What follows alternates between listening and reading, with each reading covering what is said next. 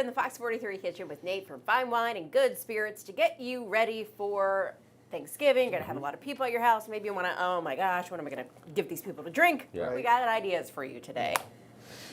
All right, so the first one we're going to do is basically a White Russian, Okay. But with some pumpkin spice added to it. So I've already prepped the glasses there. Yeah. I took graham cracker crumbs and some pumpkin pie spice, and then you just kind of mix that together and then roll them up.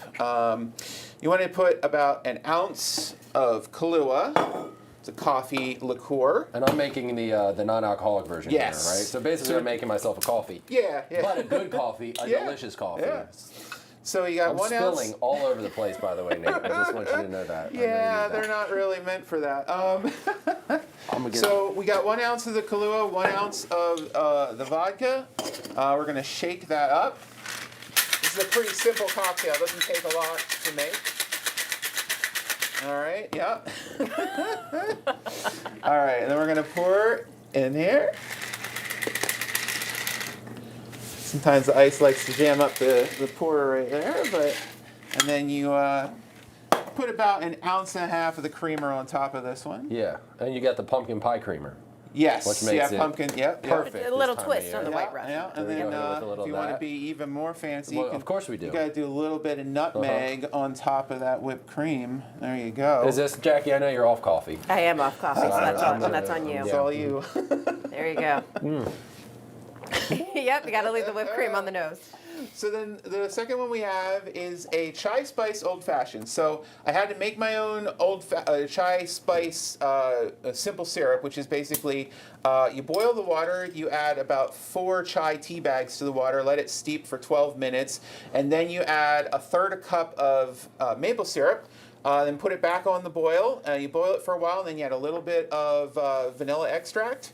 So then the cocktail itself is the Maker's Mark, 2 ounces of Maker's Mark, 2 dashes of bitters. I'm using Peychaud's because it's got a lot of that spice to it that's going to go with the chai. And then 2 ounces of the simple syrup. And you throw that in a shaker. And 1 ounce of lemon juice. Fresh squeezed lemon juice is best. And you mix that up in your shaker, you pour it out, and you have the option of adding club soda. It depends who you talk to.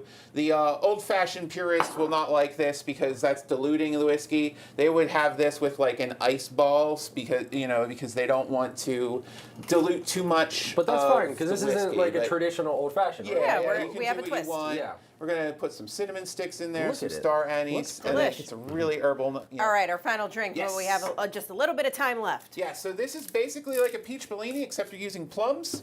So you're mixing plums, a thyme spiced simple syrup, and lemon juice again, and you muddle a plum in there, and then you can top it off with some prosecco. Or sparkling of your choice, but this is a very, very nice prosecco. I like it. And then you can Delish. just The plum put makes your it look little, pretty. little Drinks plum in. to get you through Really- the whole day. Yeah. Of course, drink responsibly, Always. as always, as well. And cheers. Have a very Cheers. happy Thanksgiving, everybody. And Andrea, any of these drinks up your alley? All of them. Perfect. Especially, hey, I like the coffee and I like the idea of the plum twist on this. Plum's always good.